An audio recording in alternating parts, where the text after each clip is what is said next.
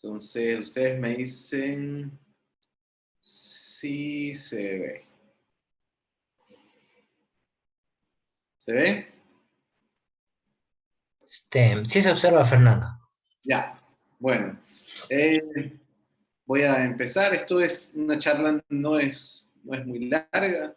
Yo en realidad trato de consolidar un poco cada cosa y que todos nos llevemos la idea principal de cada sesión. Y entonces, pues la charla trata de los efectos sistémicos de la ventilación mecánica. Lo importante de todo esto es saber que cuando uno ventila a un paciente, intuba a un paciente y luego lo conecta a un ventilador mecánico, eh, quitar quizás una idea equivocada de que esto solo tiene una repercusión en los pulmones para mejoría o para empeoramiento, porque se puede hacer mucho daño con la ventilación mecánica también, pero en realidad es algo que cambia la mecánica de cómo el cuerpo trabaja normalmente, cambia la fisiología normal de la respiración, la vuelve completamente distinta, y eso pues el organismo no está preparado, no es lo natural y pues puede tener un impacto sobre órganos como el cerebro, el corazón, los riñones, el hígado, los intestinos.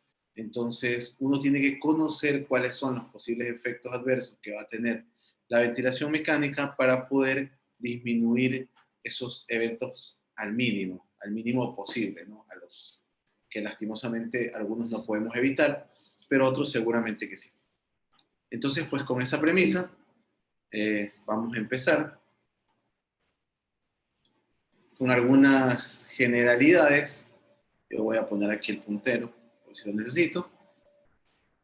Entonces, la ventilación mecánica, pues como comentábamos anteriormente, puede afectar prácticamente cualquier sistema del cuerpo. Y esto se va a dar por también lo que comentábamos de los cambios en las presiones fisiológicas dentro del tórax, ¿no? Uno normalmente respira con una presión negativa, pero cuando se conecta a un ventilador mecánico, eso se vuelve a presiones positivas dentro del tórax y pues eso genera un cambio dentro de la fisiología normal, ¿sí? La magnitud en relación con la presión media de la vía aérea y el estado cardiopulmonar del paciente, eso es lo que va a depender, sobre todo en las manifestaciones cardiopulmonares. O sea, que hemodinámicamente, cómo se encuentra ese paciente, si previamente ya estaba chocado, si estaba hipovolémico, si estaba deshidratado, si tenía algún grado de insuficiencia cardíaca, algún grado de hipertensión pulmonar. Entonces, ese estado previo en relación con la presión intratorácica que se genera, pues va a impactar, va a ser de mayor o menor impacto para el organismo. Entonces vamos a tratar de hablar por sistemas, por aparatos, cuáles son algunos de los efectos más importantes y cómo podemos evitar. Primero los efectos pulmonares, ¿no? Dentro del daño que se puede hacer al pulmón, pues existen diferentes conceptos, que son el barotrauma, el volutrauma, el biotrauma, atelectrauma, ¿sí? Entonces ya conceptos que se han desarrollado acerca del daño que podemos causar. Entonces la lesión pulmonar inducida por el ventilador, que se conoce como VILI por las siglas en inglés, o VALI, pues es algo a tener muy importante al momento de ventilar, ¿no? Es algo que tenemos que tener muy en consideración, porque si bien cuando intubamos a un paciente lo que queremos es mejorarlo, también sí que podemos empeorarlo si es que no monitorizamos la ventilación adecuadamente. Podemos causar nuevas lesiones pulmonares, causar que haya un empeoramiento del intercambio gaseoso. Esto se ve mayormente en el pulmón esponjoso, o sea, en el descrito como pulmón esponjoso o descrito por Gattinoni como baby lung, que es un pulmón disomogénico y de tamaño pequeño, ¿no? Tamaño pequeño en relación al volumen que es ventilable, que es muy característico del síndrome de estrés respiratorio. Entonces, al momento en que nosotros ventilamos un pulmón que en su capacidad de recibir volumen es más pequeño que el normal, no por el tamaño, sino por la capacidad que tiene, pues eso hay que tener muy en cuenta porque al meter volúmenes muy altos o generar presiones muy altas dentro del pulmón, pues vamos a causar daño porque el pulmón no puede recibirla, no puede tener una adecuada complacencia pues para manejar los volúmenes y las presiones que se están generando. Entonces, ¿qué podemos tener? Sobre distensión alveolar regional, podemos tener estrés de las interfaces alveolares, podemos tener apertura y colapso cíclico de los pequeños bronquios y alveolos que producen cizallamiento alveolar. Con el daño en el epitelio alveolar, podemos tener un daño alveolar ya preexistente y empeorarlo. Altas y mantenidas concentraciones inspiratorias de oxígeno, pues van a dañar también por aumento de radicales libres, producción de citocinas, pues también van a producir un daño. El alto flujo sanguíneo en las arterias pulmonares y la producción local y liberación de citocinas sistémicas, ¿no? Todas esas cosas pueden dañar. Entonces, más o menos, ¿qué es lo que se produce dentro de los pulmones cuando uno ventila o qué es lo que podría desencadenar un problema?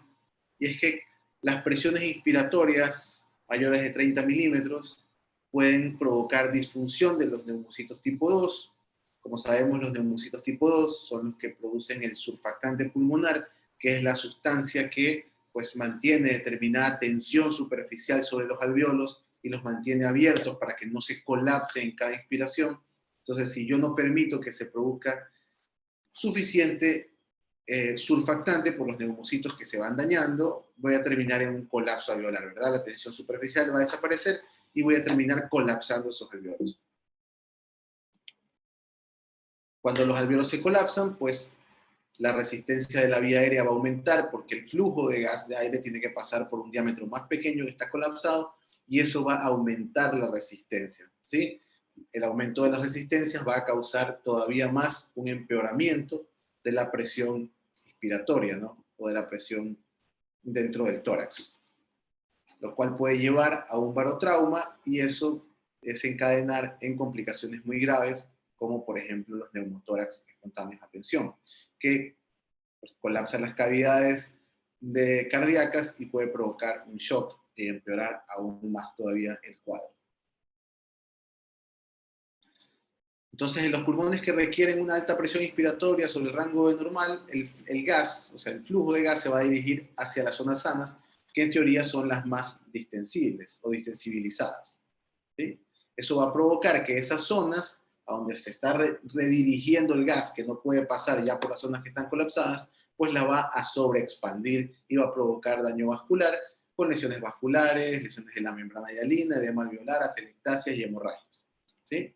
Y eso pues obviamente va a provocar alteraciones del intercambio gaseoso y la mecánica pulmonar. Entonces, si se fijan, lo que queríamos era mejorar a un paciente y terminamos empeorándolo porque no supimos manejar el juego de presiones que tenía que haber dentro del tórax. Y al final podemos tener un alveolo, así como en este meme, ¿no? Que está el alveolo colapsado por la presión, ¿sí? Que está generando la PIP o la presión inspiratoria, ¿no? Un alveolo ahí tratando de aguantar, pero definitivamente que en un momento va a terminar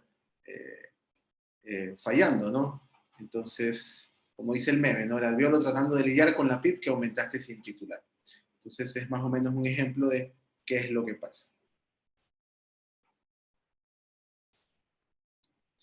El síndrome de distrés respiratorio con volúmenes altos pues puede provocar una respuesta inflamatoria con aumento de las citoquinas, como el factor de necrosis tumoral, como la interleuquina 1, la interleuquina B, la interleuquina 6, ¿sí? Y eso pues también puede desencadenar una respuesta inflamatoria sistémica y por ende una disfunción de órgano múltiple. Entonces, para evitar la lesión inducida por la ventilación mecánica, se debe tratar de ventilar con objetivos de ventilación mecánica protectora. Ya más adelante, pues, si también se ahondará más y cada vez, en cada charla, posiblemente escuchen con mayor frecuencia el término de ventilación mecánica protectora, ¿sí? Entonces, lo que vamos a tratar es siempre de ventilar al pulmón, pero con medidas protectivas.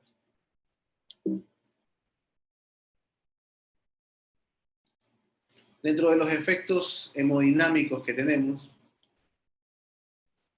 pues el corazón y los grandes vasos del árbol vascular pulmonar están situados dentro de la cavidad torácica y pueden ser afectados obviamente por los cambios de presión durante la ventilación mecánica, ¿sí? El aumento de las presiones pleurales va a disminuir el retorno venoso que llega al lado derecho del corazón, a la aurícula derecha, ¿verdad? Porque a mayor presión, pues, esa presión se transmite a la aurícula derecha, si entra de la cava, ¿verdad? La sangre que viene de la cava, la aurícula derecha, pues tiene que lidiar con una presión mayor dentro de la aurícula para poder entrar, y eso va a disminuir el retorno venoso. Lo que va a disminuir, ¿verdad?, el volumen de fin de diástole del ventrículo derecho, y obviamente va a disminuir el gasto cardíaco. Entonces, en un paciente, esto se ve muy, muy agudizado en pacientes que previamente, antes de intubarlo, ya estaban hipovolémicos o ya estaban vasodilatados, como pasa en el shock séptico o en el shock neurogénico, otros tipos de shock. Pero si el paciente no está con una volemia adecuada o en su defecto no está bien reanimado, pues podemos empeorar al momento de ventilar su estado hemodinámico, disminuyendo el gasto cardíaco, provocando hipoperfusión y dañando más al paciente.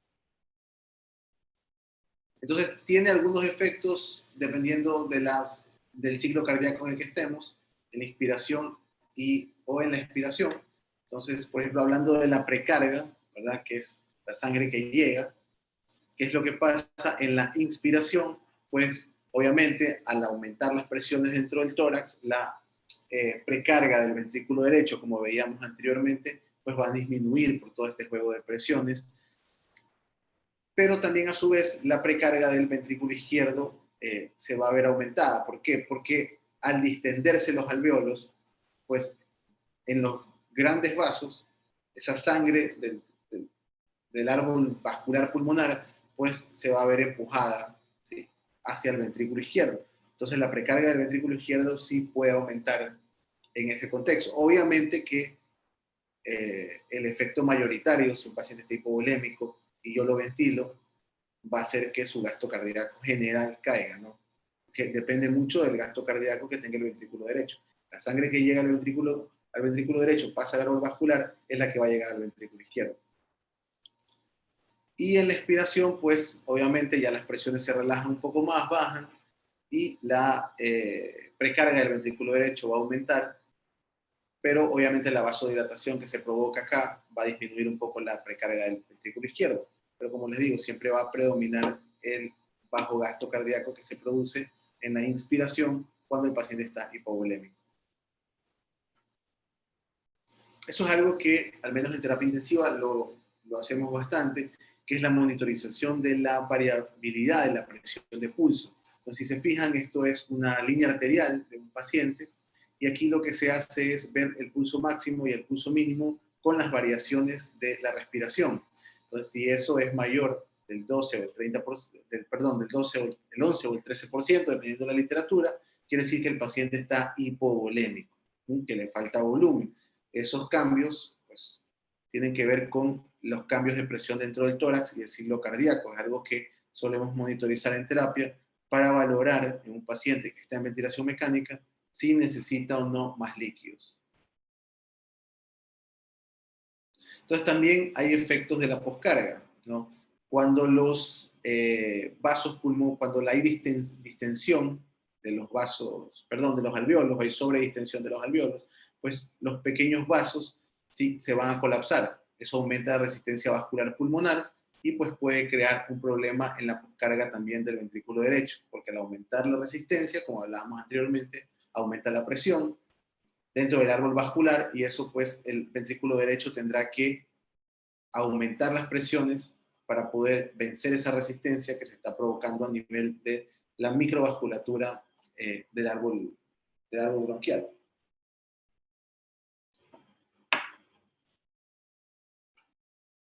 Y también hay efectos sobre la aorta, porque la presión pleural se transmite, que está aumentada, se transmite a la aorta torácica, y la aorta torácica genera una diferencia de presiones entre esta y la extratorácica. Entonces, la presión de la aorta torácica va a ser mayor que la de la extratorácica, o sea, va a ampliar más el diferencial, y obviamente esto va a disminuir la poscarga del ventrículo izquierdo. Quiere decir que tiene que hacer menos fuerza para la eyección, o sea, tiene menos resistencia para poder sacar la sangre del ventrículo izquierdo a la aorta, ¿no?, a mandarle a toda la economía, pues, del cuerpo. Entonces, en ese caso, hay pacientes con algún grado de insuficiencia cardíaca que sí se ven beneficiados de esa presión positiva que genera la ventilación mecánica. Claro que es un arma de doble filo, porque al momento de querer sacar al paciente de la ventilación mecánica, pues vas a poner a trabajar a su corazón en las condiciones en las que trabajaba previamente y le vas a quitar esa ayuda, esa presión. Y pues va a ser una prueba de esfuerzo para él, para ver si logra o no destetarse de la ventilación. Pero es uno de los efectos que tiene el aumento de las presiones de la aorta torácica sobre la extratorácica. También hay algunos efectos renales. Los principales son cardiopulmonares, pero como hablábamos anteriormente, pues puede afectar a prácticamente todo el organismo. Entonces también tiene efectos sobre el riñón.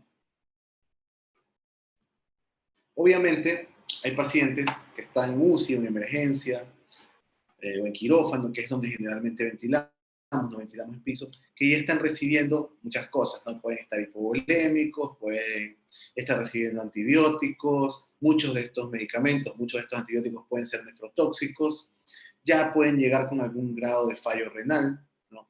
Pueden estar sépticos, entonces cualquier alteración que ya tenga previamente una predisposición a que ese riñón falle, pues no va a necesitar de mucha ayuda de la ventilación para hacerlo fracasar, ¿no? Porque son pacientes que ya vienen con alguna alteración, ¿sí? Entonces, se ha descrito que la ventilación mecánica puede provocar descenso del flujo sanguíneo renal, disminución del filtrado glomerular, reducción de la natriuresis y la diuresis, ¿no? Entonces puede haber mecanismos en que se provoque esto de manera directa por la ventilación mecánica y de forma indirecta también. Entonces vamos a hablar un poco de cada uno, de los mecanismos directos que provocan la lesión renal aguda o de los mecanismos indirectos que también podían provocarla. Dentro de los mecanismos directos tenemos el descenso del gasto cardíaco, ¿verdad? Porque hablábamos anteriormente que la presión, el aumento de las presiones intratorácicas disminuía el retorno venoso, disminuía el volumen de fin de diástole del ventrículo derecho y disminuía el gasto cardíaco. O sea, el descenso del gasto cardíaco, pues va a haber una disminución del filtrado glomerular, lo que va a provocar un aumento de reabsorción de sodio y descenso de diuresis. El riñón no puede diferenciar si el gasto, si la menor cantidad de sangre y de presión que le llega es porque estoy en ventilación mecánica o porque estoy perdiendo sangre. El riñón interpreta que falta volumen y lo que hace es reabsorber el sodio y disminuir la diuresis. Entonces ahí ya es cuando empiezan los problemas. Y existe una redistribución del flujo sanguíneo, del flujo sanguíneo renal, ¿verdad? Hay un aumento de perfusión en áreas yuxtamedulares, lo cual aumenta la reabsorción de sodio y disminuye la natriuresis, y hay una disminución del flujo en áreas de la corteza renal externa. Esto se ha visto en algunos estudios que hay esta disminución, o esta redistribución, perdón, del flujo sanguíneo renal. Y también está descrito que el aumento de la presión de la vena cava, por aumento de la presión dentro del tórax, esa presión se transmite a la vena cava y a su vez se transmite a las venas renales. Si la presión venosa renal aumenta, en diferencia con un bajo gasto cardíaco, la presión arterial renal disminuida, pues va a provocar menor perfusión todavía, ¿no? Que la sangre no logra salir por una mayor presión. Allá, del otro lado de la arteria, no nos llega suficiente. Obviamente estamos perpetuando un siglo de hipoperfusión renal que va a terminar con el fallo. Dentro de los mecanismos indirectos, pues hay algunas cosas que están descritas, quizás menos obvias que los mecanismos directos, pero sí descritas. Y bueno, la estimula, obviamente, cuando el paciente es hipotensa, porque cae su gasto cardíaco, provoca una estimulación de vasoreceptores en el seno carotídeo, y eso tiene una actividad simpática renal, lo cual causa vasoconstricción, descenso del flujo sanguíneo renal y excreción urinaria de sodio. Se dice, o hay algunos estudios que describen que la ventilación mecánica de por sí eleva la producción de la hormona antidiurética. Como producimos mayor hormona antidiurética, pues orinamos menos y eso se transforma en oliguria, en hiponatremia e intoxicación acuosa en diferentes grados. Y pues obviamente la caída del gasto cardíaco es un estimulante potente del eje renina-angiotensina-aldosterona, lo que va a provocar mayor vasoconstricción y la disminución del factor natriurético auricular, que también está descrita en pacientes en distintos grados que están en ventilación mecánica. Tenemos también efectos sobre el hígado, efectos hepáticos. Obviamente asociados también, como pasaba en el riñón, al descenso del gasto cardíaco, pues obviamente va a haber una disminución del flujo sanguíneo portal y del flujo hepático global, y va a haber un aumento de la resistencia vascular hepática también. Esto asociado al aumento de la presión dentro de la vena cava, pues va a haber un aumento de la presión venosa hepática, compresión mecánica del hígado a través del aumento de la presión intraabdominal, y obviamente pues un descenso del diafragma, porque el tórax se infla, el diafragma se baja y comprime pues el hígado también y sus vasos. Y está descrito, que estos en realidad son estudios en animales, que hay un aumento de la presión del conducto biliar y que se dice que aumenta 21% de resistencia del conducto biliar en los pacientes que son sometidos a ventilación mecánica. Esto en realidad no está tan descrito en los humanos, sí que hay estudios en animales, pero igual pues definitivamente la mecánica de eso nos podría hacer pensar que sí, sí podría estar pasando y podría tener alguna repercusión en el hígado, ¿no? Tenemos también efectos gastrointestinales, también como veíamos, asociados al bajo gasto cardíaco, ¿verdad? El sangrado digestivo es uno de los principales. Se dice que en el paciente ventilado hay una incidencia mayor de sangrado digestivo que en el que no está ventilado. Y como el sistema arterial gástrico, en realidad, de todos los intestinos, es el que menor capacidad tiene de autorregularse, porque dentro de los estados de bajo gasto cardíaco, el cuerpo intuye que el hígado, perdón, que los intestinos son de los menos importantes junto con la piel, y toda esa sangre se redistribuye a órganos diana, a riñón, cerebro, corazón. Entonces, si caemos en un estado de bajo gasto cardíaco, pues obviamente los intestinos se van a ver afectados porque su capacidad autorregular es muy, muy pobre. Aparte, con el incremento de la presión venosa gástrica, pues podemos provocar más la hipotensión por la caída del gasto cardíaco, pues la isquemia de la mucosa gastrointestinal, se puede ulcerar, sangrar, perforar, en fin, un sinnúmero de complicaciones. Y también pues las complicaciones mecánicas como la distensión de la cámara gástrica, en unas complicaciones que podemos tener cuando intubamos, sobre todo, pues es intubar el esófago y empezar a ventilar y distender la cámara gástrica, o también incluso cuando damos la práctica de bolsa mascarilla, de una preoxigenación antes de intubar, también podemos distender la cámara gástrica, ¿no? Y eso puede traer algún problema. Y dentro de los efectos en el sistema nervioso central, aunque no voy a caer en detalle porque definitivamente van a tener una charla de ventilación en el neurocrítico, entonces no voy a entrar en mayor detalle. Las presiones de CO2 menores a 20 pueden ocasionar isquemia cerebral. Cuando hay hipocapnia, quiere decir que hay bajo CO2 o baja presión de CO2. Eso causa vasoconstricción, sobre todo a nivel de la vasculatura cerebral. Y pues la vasoconstricción disminuye el flujo sanguíneo cerebral y puede provocar isquemia.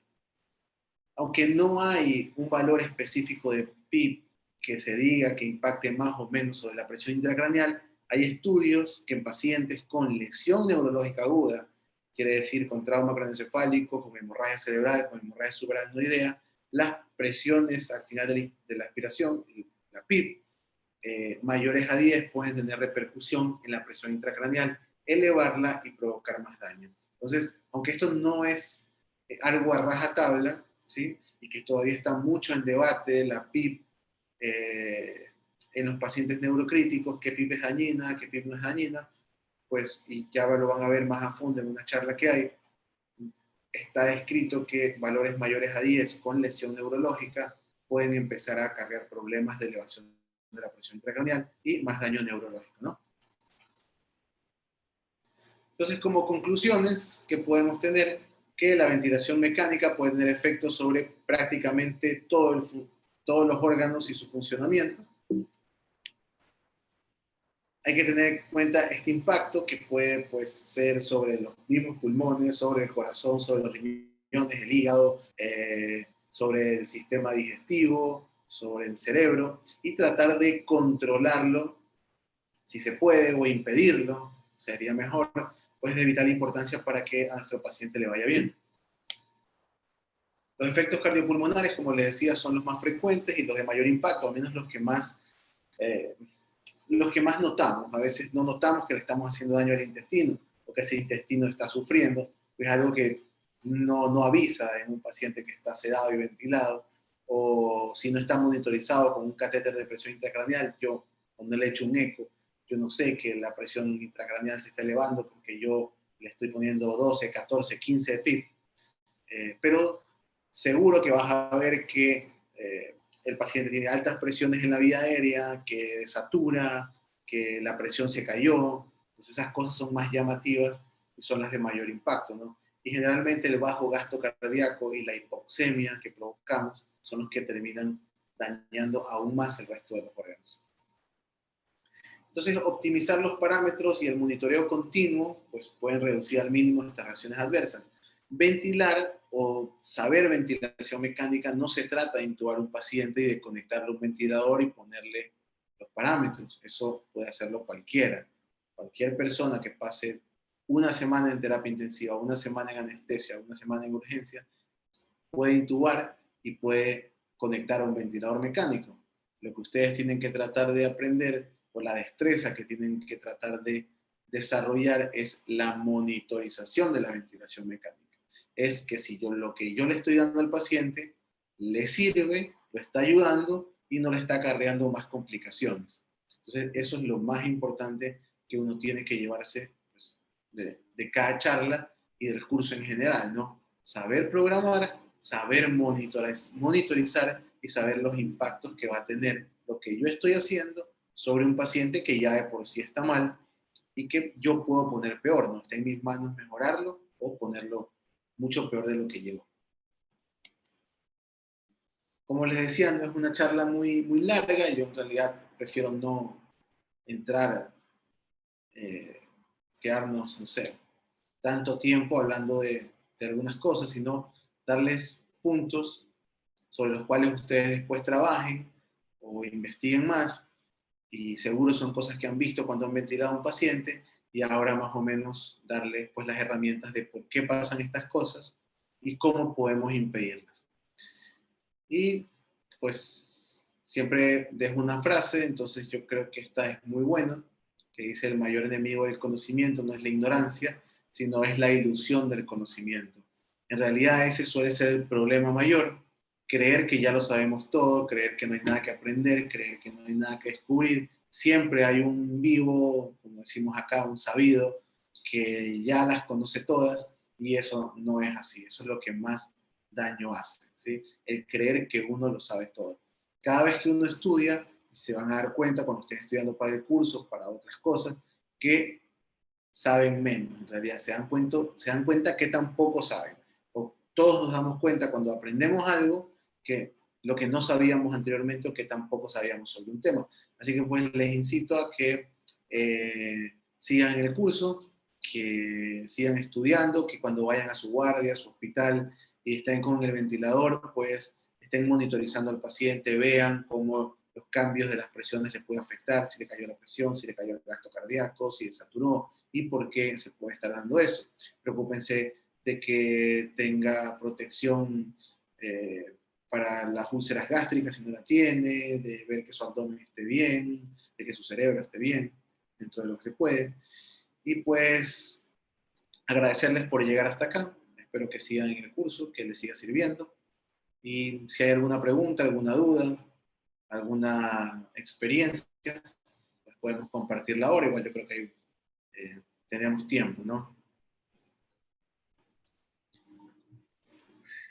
Muchas gracias, Fernando. La verdad que siempre tus charlas, tus ponencias son enriquecedoras. Siempre aprendemos más, por más que seamos especialistas, siempre todos los días hay algo nuevo que aprender.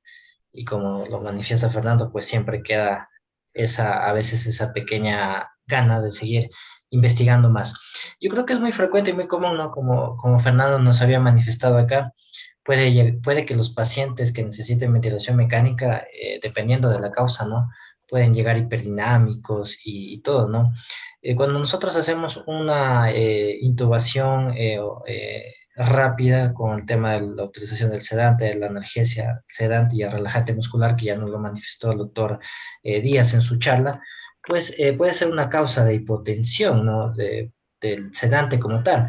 Pero creo que casi a todos o a la mayoría de nosotros nos ha pasado que al momento de la intubación conectamos nosotros al ventilador mecánico y automáticamente la presión se desploma, ¿no? Entonces, eso es lo que justamente manifestaba acá Fernando, que los efectos cardiovasculares son los que prácticamente son mucho más visibles y los podemos ver casi de inmediato, ¿no? Mira, Fernando, acá tenemos una pregunta, una consulta. A Eh, ver, para que exista daño permanente en una encefalopatía hipóxica, ¿qué tiempo debe transcurrir sin oxígeno? mira, eso es variable. Eso es bastante, eh, es difícil decirlo. Se dice que el cerebro empieza a sufrir un daño que podría ser irreversible a partir del minuto 6, en que no recibe una adecuada perfusión, 6 7, eso es lo que dice. Eh, pero todo paciente que sufra una parada cardiorrespiratoria o que en su efecto haya estado hipoxémico durante mucho tiempo, la única manera de ver un daño sería tratar de valorar su estado neurológico posterior. Ahora, hay imágenes que ayudan, como la resonancia magnética. Si uno ve pues, lesiones en los núcleos de la base, hablaría de una encefalopatía anóxica importante, aunque no haya estado el tiempo que nosotros creemos, pero eso va a depender de la edad, de si el paciente estaba normotérmico o hipotérmico. Los pacientes que están hipotérmicos cuando sucede el evento de la parada cardiorrespiratoria, como las personas que se ahogan o que son encontradas en el hielo, esos pacientes como están hipotérmicos, se dice que incluso la reanimación cardiopulmonar debe ser durante más tiempo porque tienen o podrían tener un buen resultado neurológico. Es difícil decir cuánto tiempo exactamente, pero se dice que entre 6 y 7 minutos ya el cerebro puede empezar a sufrir un daño que es potencialmente no reversible.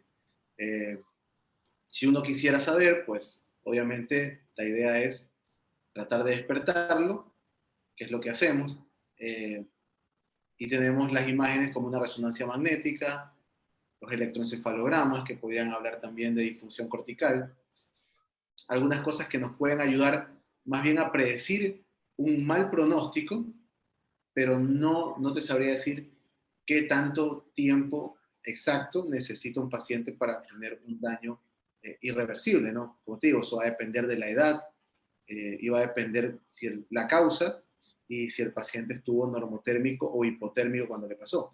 Entonces eso es muy difícil todavía decir. Perfecto. No sé si por parte del auditorio alguien tiene alguna otra duda más.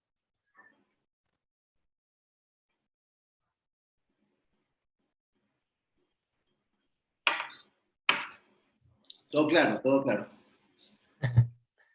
Parece que sí, todo claro. Este, yo tengo una pequeña inquietud, Fernando, con respecto a este tema de la hipotermia. Obviamente dices que no hay un tiempo definido, ¿no?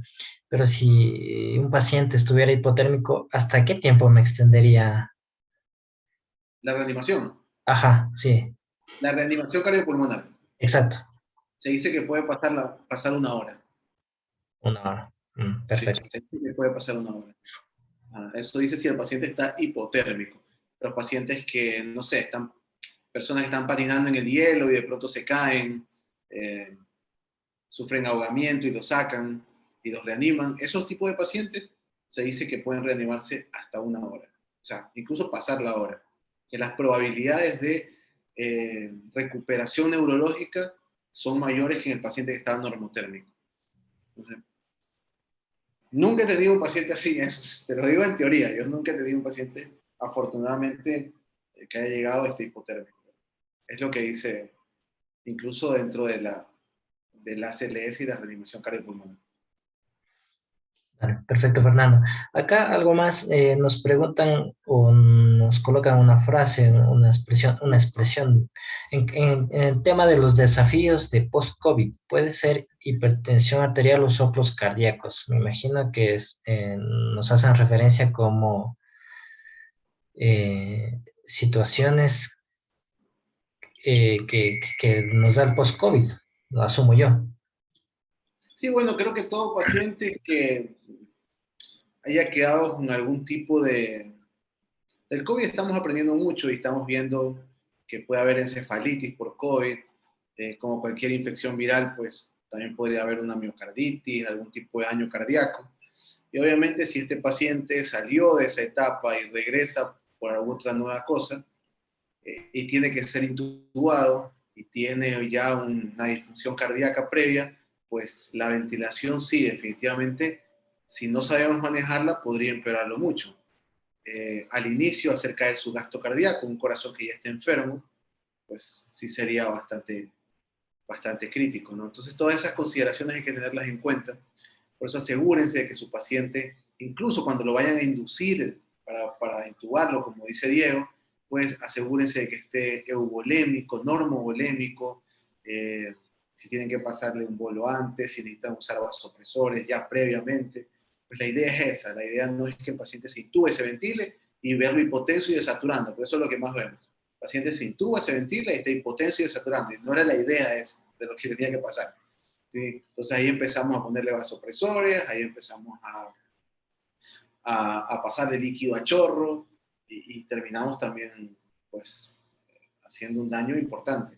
Entonces siempre debe haber una valoración previa, aunque en los lugares de emergencia a veces puede uno no tener mucho tiempo para eso, pero sí debe existir una valoración previa, aunque sea rápida, del estado del paciente, de la bulimia, o aproximar su estado hemodinámico, y además de sus antecedentes, pues como comentaba la colega o el colega, de si este paciente ya tiene algún pues, daño cardíaco previo, pulmonar, hipertensión pulmonar. Entonces, más o menos, sí, orientarse a eso. Sí, a veces no hay tiempo, pero si podemos hacerlo, es mejor para el paciente, ¿no? Claro, yo creo que la idea está clara, ¿no? Y Fernando nos resumió de manera muy adecuada y fue muy puntual en las cosas. La idea clara en el sentido de que la ventilación mecánica, si bien es cierto, es promotora de darle un soporte vital, en este caso soporte respiratorio a mi paciente, también va a tener cierto tipo de circunstancias a nivel de todos los órganos, especialmente del aparato cardiovascular, que nosotros tenemos que estar presentes. Desde el momento que vamos a intubar el paciente, nosotros tenemos que tenerla claro qué efectos va a producir la presión positiva que estamos administrando a través de la respiración mecánica en nuestro paciente. Y más que todo estar preparados. Entonces, como Fernando bien lo explica, el paciente es hipotenso, el paciente está desaturando, tengo que actuar de manera rápida e inmediata justamente para precautelar y revertir toda esta situación, ¿no? Entonces, creo que ese es el fin de estas charlas, ese es el fin del curso, conocer más el porqué, las razones, que ya lo vimos ahora en esta clase, y estar preparados para justamente contrarrestar ese tipo de circunstancias.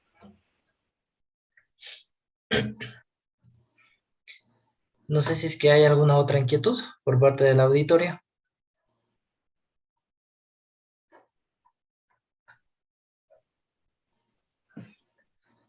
Bueno, me parece que no hay más preguntas con respecto al tema. De todas maneras, el día de hoy pues estaba planificado esta única clase que estaba a cargo del doctor Fernando, que ustedes ya tuvieron la oportunidad de conversar y charlar y pues una vez más, Fernando, te agradezco mucho, te felicito por el tema de la charla, siempre es muy concreto en cuanto al tema de tus ponencias y pues ya nos estaremos viendo nuevamente, Fernando, en las siguientes semanas. Vamos a hablar sobre pacientes neurocríticos, ventilación en pacientes neurocríticos, sobre sedantes también. Entonces, estas clases igual van a estar a cargo de Fernando. Y pues vamos a ir conversando mucho más a lo largo de estas 5 semanas.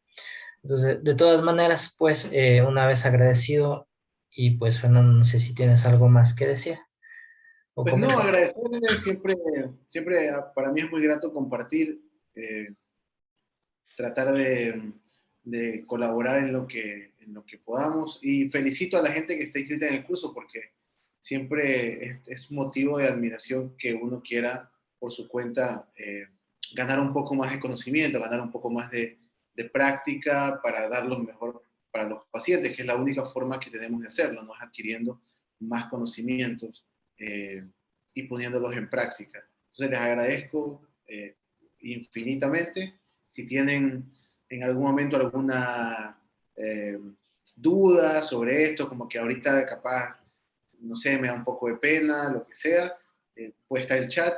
Siempre, como ven, siempre estamos ahí activos en el chat. Entonces, acerca de la charla de efectos sistémicos, tengo una pregunta que se me vino, chéverísimo, la contestamos.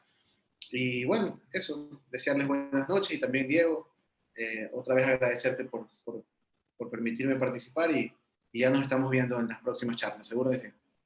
Ah, seguro que sí. Bueno, buenas noches nuevamente con todos. Espero que tengan un buen fin de semana y pues este fin de semana al chat les enviamos el plan de trabajo de la siguiente semana. Muchas gracias a todos. Hasta luego.